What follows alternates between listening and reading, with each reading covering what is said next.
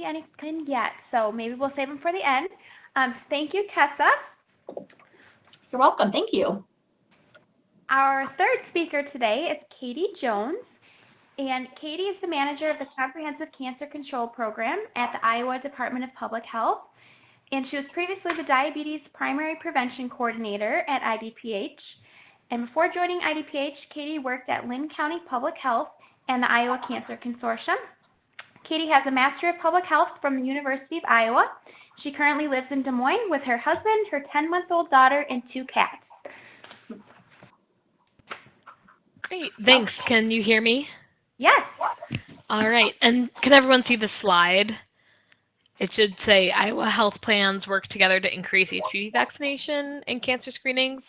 And the formatting's a little odd, it looks like, from the... Does everyone see that? I hope so. Yes, I can see it. If anybody cannot see it, just type a comment there in the chat box so that we can make sure to get fixed. But I think it should be up and ready to go, Katie. Great. Thanks, everyone. All right. Well, so thanks again for being on the call. I'm going to talk about a project that we at the Iowa Department of Public Health have been working on in partnership with the American Cancer Society, the University of Iowa, and the Medicaid Managed Care Organizations, the MCOs, to increase HPV vaccination rates in Iowa. And so at IDPH, I just want to note my program, the Comprehensive Cancer Control Program, is involved, but so is the Breast and Cervical Cancer Program, also called Care for Yourself, and the Immunization Program at IDPH as well. So those 3 programs are involved. And I know that we're all on this call because we know this is an important issue, an important topic, but I do want to share just that an estimated 262 Iowans will be diagnosed with an HPV-associated cancer each year in Iowa. I know statistics can be sort of difficult to picture sometimes, so I really want us to just sit with that number for a little bit. 262 Iowans will be diagnosed with a cancer that likely could have been prevented by this vaccine. So this is really just motivating. This is why we care about this issue. We know that 81% of HPV-associated cancers can be prevented by completing the HPV vaccination series. And, but only 27% of 13 to 15-year-olds have completed the HPV vaccine series. So less than 1 in 3 adolescents have completed it. So there's a lot of work to do. You've heard about 2 other projects before, so this is just another piece of the puzzle, this project. And I also wanted to say the Tdap completion rate is 83% for adolescents 13 to 15-year-olds. So there's a lot of room for improvement. And we've seen some great improvement, as this slide shows in the bottom right corner. The rate went from 21% in 2015 to 27% in 2016, so just 1 year. Part of the difference was because it switched to 2 doses. So I do want to celebrate our successes, but also realize we still have a long way to go to get that up to where we want to see it. So where does this project come in? This project started in 2016, and at that time there were 3 Medicaid managed care organizations in Iowa: AmeriGroup, AmeriHealth Caritas, and United Healthcare. Together they form a group called Iowa Health Link. So they got together with the American Cancer Society and IDPH, Iowa Department of Public Health, and we basically implemented a 2-pronged approach. So what I mean by that is that there were 2 strategies involved. One strategy was this letter that you can see on the left-hand side. That was sent out to 606 Vaccine for Children programs across Iowa, so the clinics that have the vaccine, that are participating in the Vaccine for Children program. And that was actually sent with some other information, like an HPV poster and some tips for how providers can talk about recommending the HPV vaccine, very similar to what Lydia shared, sort of those suggestions that are evidence-based for how to strongly recommend the HPV vaccine, because we know that provider recommendation is the best way to raise HPV rates. Having a strong provider recommendation, coupling HPV with those other adolescent vaccines is really one of the best ways to increase HPV vaccination rates. So that was one approach, was this provider packet. And then the other approach that we implemented is in the middle here. It's this postcard that was sent to Medicaid members who had eligible 9 to 13-year-old kids who had not completed the HPV vaccination series. So boys and girls. That's why there's actually a little picture that's of a little boy there to try and remind people too it's not just girls. And so we sent out 466 HPV vaccination client reminders to those parents. And you can see it's in English and Spanish. And one thing I want to also note is that a Medicaid member focus group actually provided feedback on the reminders before they were sent out to make sure they looked good and that they made sense to Medicaid members. It's really important to get that feedback from the intended audience, and that's a step I think a lot of times in public health we kind of forget about or skip, but in this case we really wanted to make sure that Medicaid members actually took a look at this.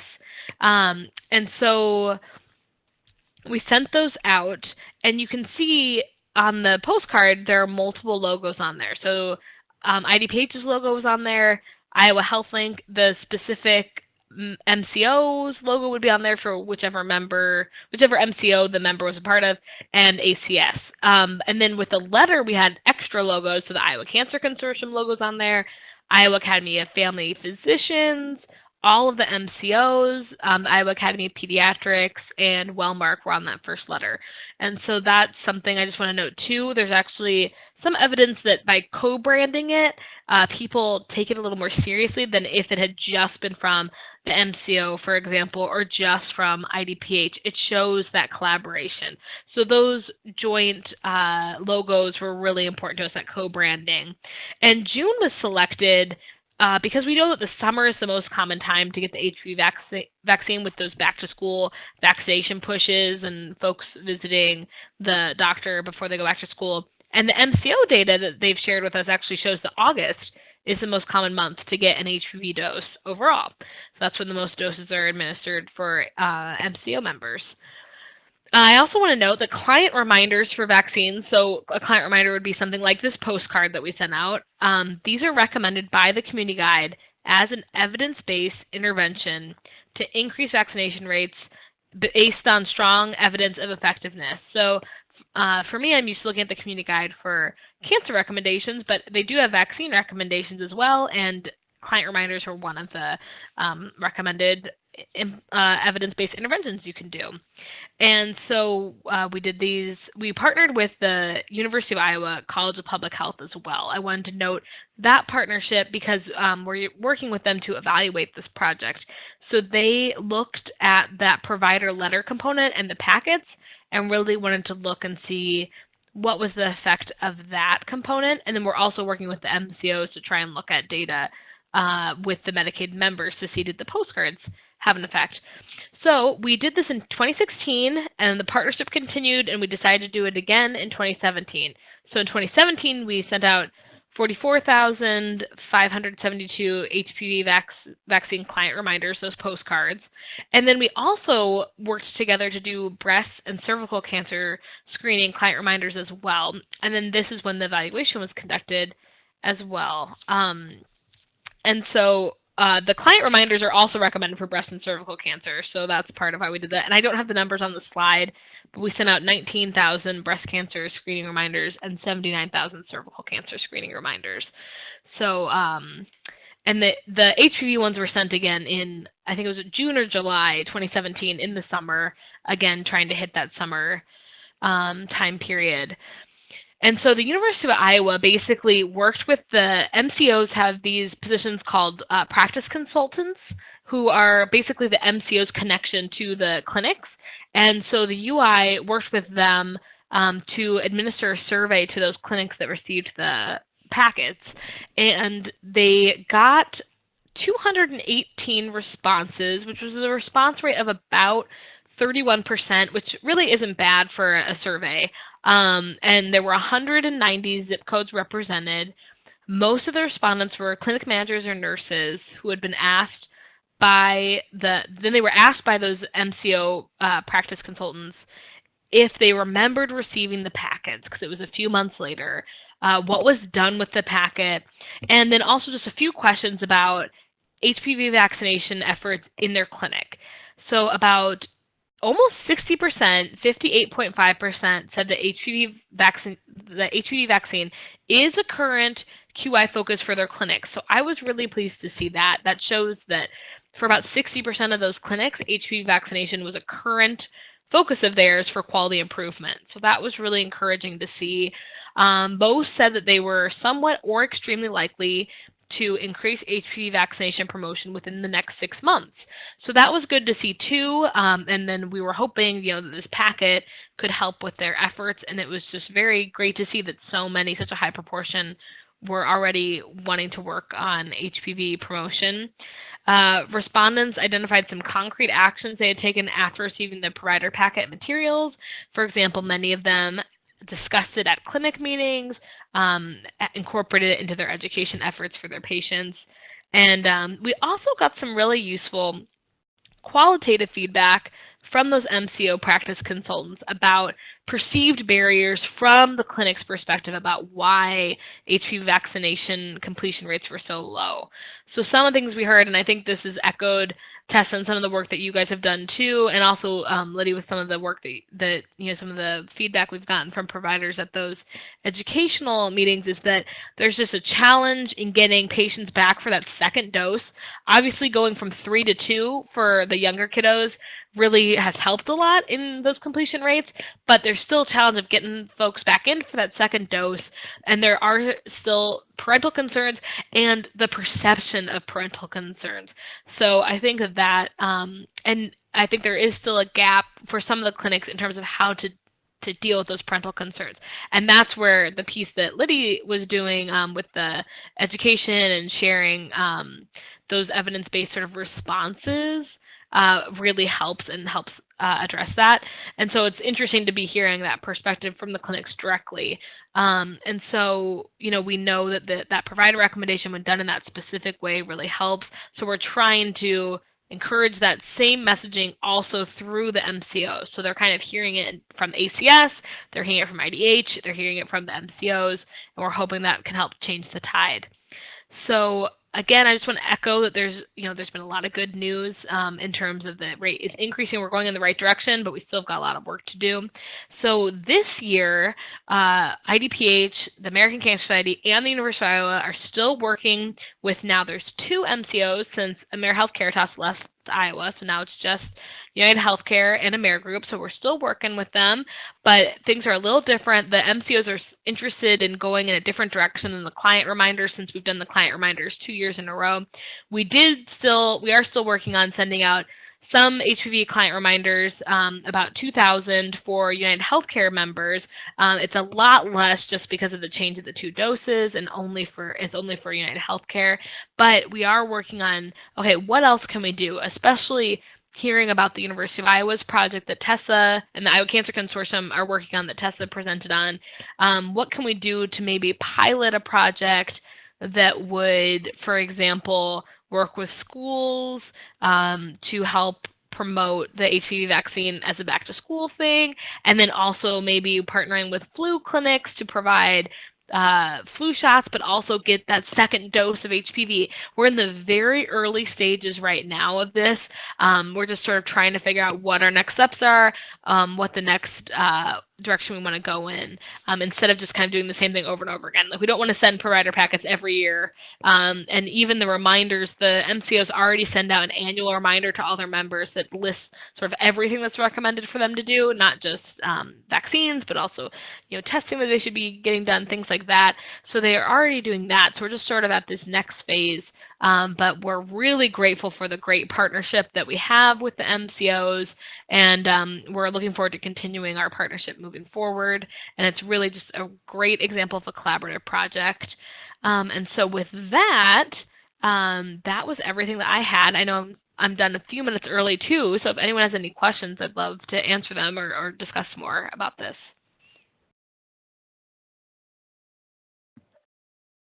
Awesome. Thank you, Katie. Great project. We did have a couple of questions come in. Let me find them here. And while I'm pulling them all up, if anybody else has questions, feel free to type them in.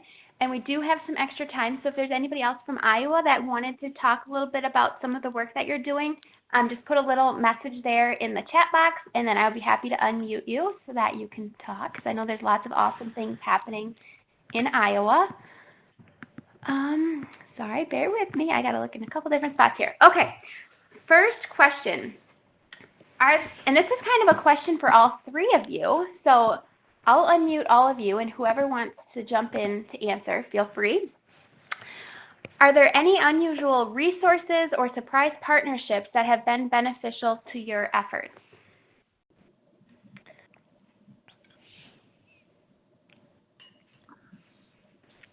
That's a good question.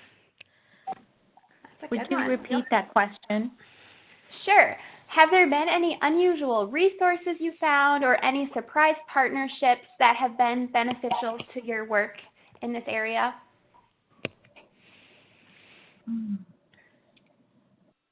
I think this is Liddy. I think one of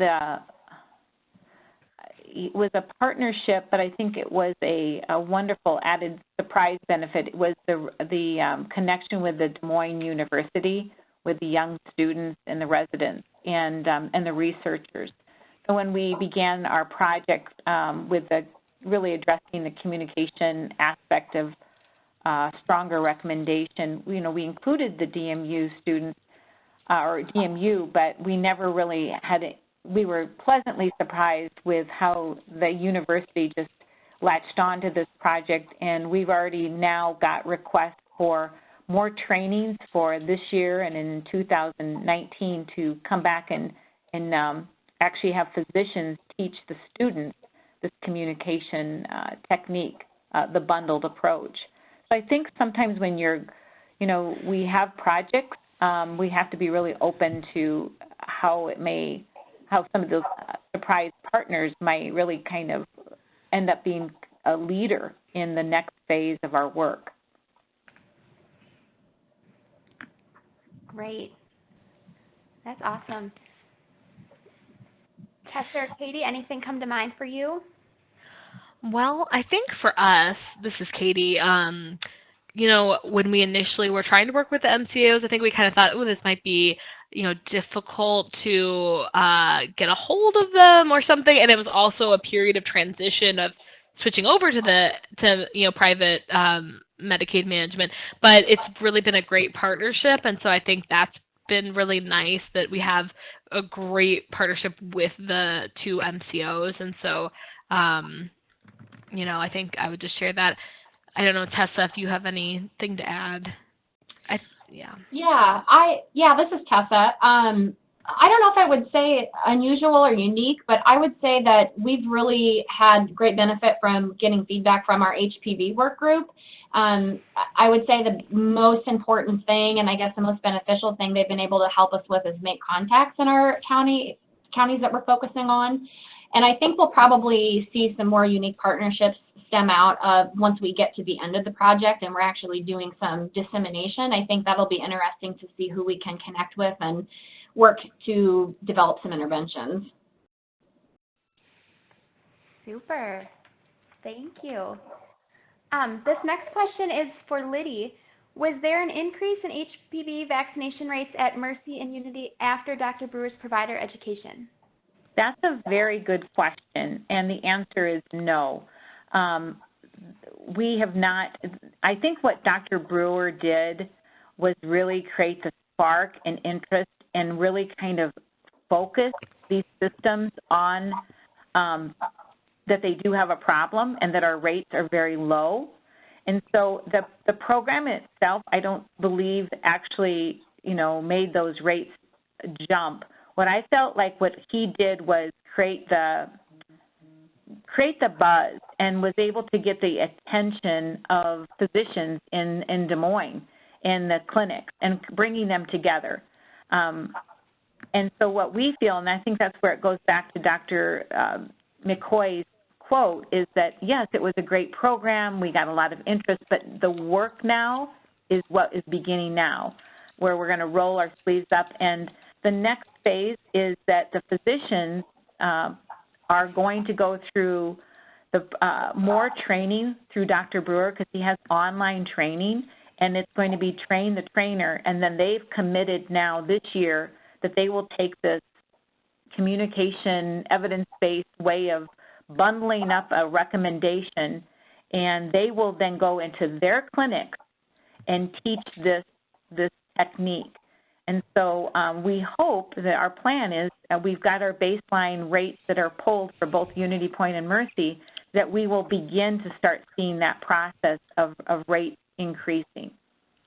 So that's a very good question, and that was one of the things that we talked about, is that, you know, this isn't going to do it. This is really the start, the spark, and it brought people to the table, and it made people get committed to this this important cancer fighting aspect for Iowans. Does that help? But that's a very good question, because it takes a lot more than bringing in a speaker and creating the interest and the emotional connection of why it's important. Now really the work is beginning, and we've already got plans, and we've developed a collaborative action plan together, and the commitment of both systems making that commitment for the next year. Great. Thanks, Liddy. I just wanted to mention, I put in the chat, which hopefully everyone can see, this isn't directly related to the project I talked about, but I did just want to plug that IDPH has an HPV cancer survivor stories video on YouTube. There's actually 5 videos, but this one that I linked to is like the main one. And just in case anyone on this webinar hasn't seen it, I really recommend watching it and helping spread the word. And I know the American Cancer Society helped connect IDPH to those survivors that are featured, and that the consortiums also helped spread the word about it. But I just want to plug that video for folks on this. Absolutely. I would double, because a lot of the people actually on our survivorship panel were actually on that video. And I think that was a very, you know, it's very important that we lead with the stories. There was a good quote, and I've used it on lots of different things, and this is from Paul Brodeur, and it says, "Statistics are human beings with the tears wiped off." And I think that sometimes we can get caught into the statistics so often in showing the graphs of where we're at. But when we put the survivors and their families, and they share the stories, and that's what really creates that emotional connection and gets people into action. And that's what we really felt that was something that we did very well. And now we've got 2 systems that are tremendously committed to making some differences and doing some more in-depth training within their systems. But what I liked about the model is it's not Liddy or it's not Iowa Department of Public Health coming into training. It is actually physicians teaching physicians. So it's that peer-to-peer, the teacher teaching the teacher. And we feel that there's going to be a much more sustainable probability of that systems change with that type of model.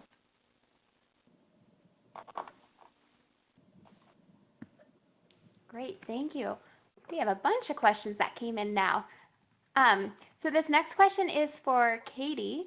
They were curious how you funded the reminder letters, the 40,000 letters that you sent out.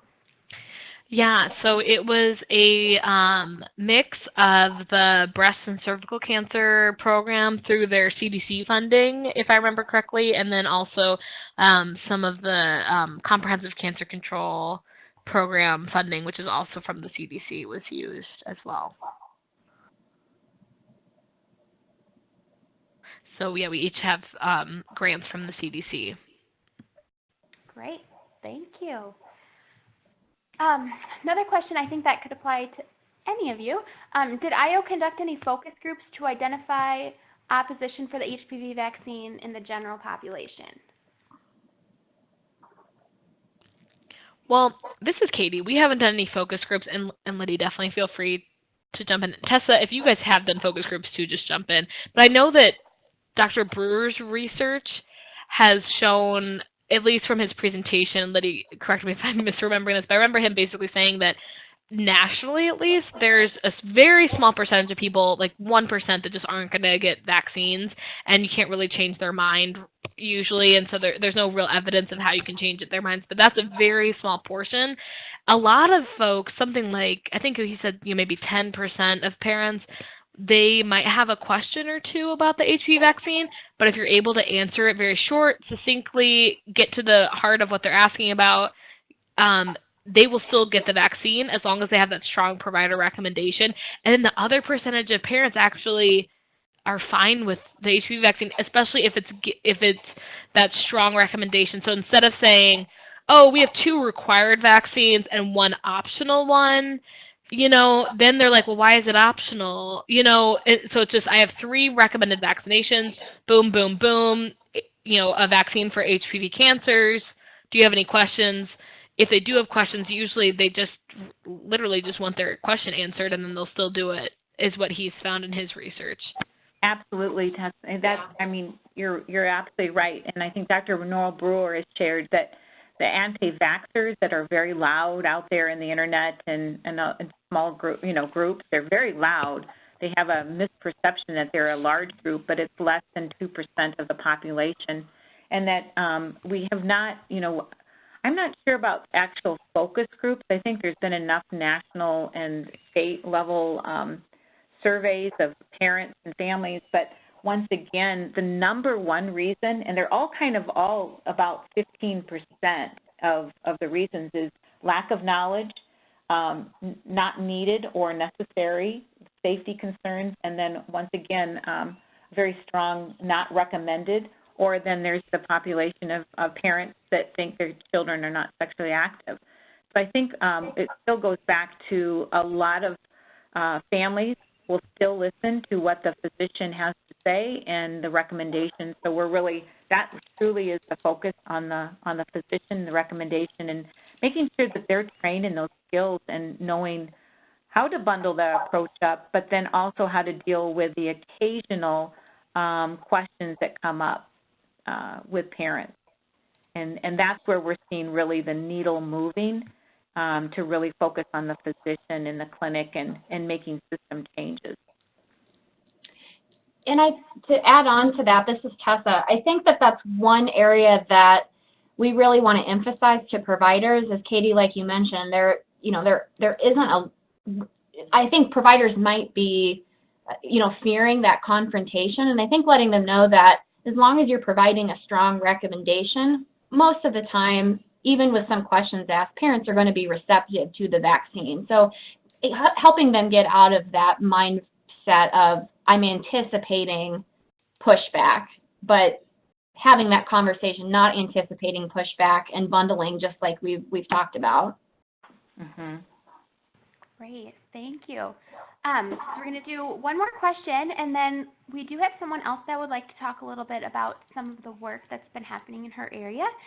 So the last question here is for Tessa.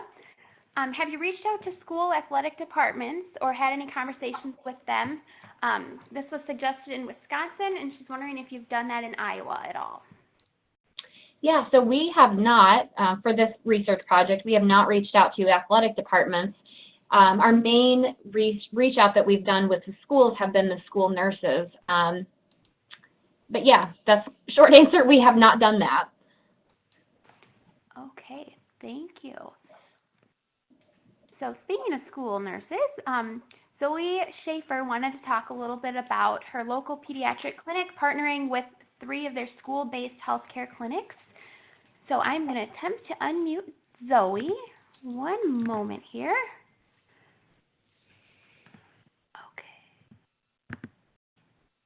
Hello, Zoe. Hi, can you hear me? Yes. Great. I'm Zoe Schaefer. I'm a nurse practitioner with the Blackhawk County Health Department's school-based healthcare clinics called Success Street. And we have 2 high school school-based health clinics and 1 junior high. And our local pediatric clinic, Covenant Clinics, and also People's Community Health Clinic, we have had a program in place where they maybe give the first HPV vaccine, and then they'll get the parents to sign a consent form, and they'll fax to us so that we can give them the second dose of their HPV. Also, we've been doing a big push on getting students notified that they need certain vaccines, such as the Menveo or meningitis vaccine for school. We've also included that they need the HPV in their Tdap as well if we notice that they're missing that. So we've been sending letters out to parents and in the schools so that they can get their vaccines done here at school during school hours. And I guess we have a 67% completion rate on HPV vaccine for our clinic. So I guess that's pretty good. That's awesome. Great work. Well, thank you for sharing that, Joey. We do have a couple minutes. We partnered with the doctors in the area too, the cancer doctors, the pediatricians, and we did have the showing of Someone You Love, an HPV video here at West High School where one of our school-based healthcare clinics is located. So we did that last year. So. Awesome. Wonderful. Well, there's lots of good work happening in Iowa. This is really exciting to hear. If there's any additional questions, feel free to add in the comments. I see one from Mary Ann Rocha. I don't know if maybe it was directly to me. It says the governor recently signed a bill to allow pharmacists as of July 1st to administer the HPV vaccine down to age 11 for the second and or third dose of Gardasil. Any plans to activate the pharmacies now they can actively look for adolescents? And I will say that's a really good suggestion, and I have not done anything regarding that, but I think your comments making me think I need to get in touch with the Iowa Pharmacy Association and see, you know, if they're planning anything, if there's anything we can do to help. So great idea. Yeah, this is Tessa. I did not know that, and I'm really excited to hear that because especially in these rural areas, pharmacists are a really great alternative option to get those kids back in for their second dosages. So that's great.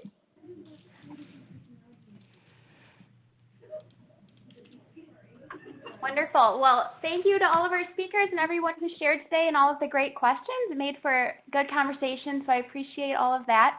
As I mentioned previously, this is going to be recorded and posted on our website, so feel free to go back and watch or share with others who might have missed it today. And then we hope that you can join us in July and August, the third Thursday of the month, for the next 2 sessions of this series. So next month we'll be featuring Wisconsin speakers, and then in August we'll be featuring Minnesota speakers.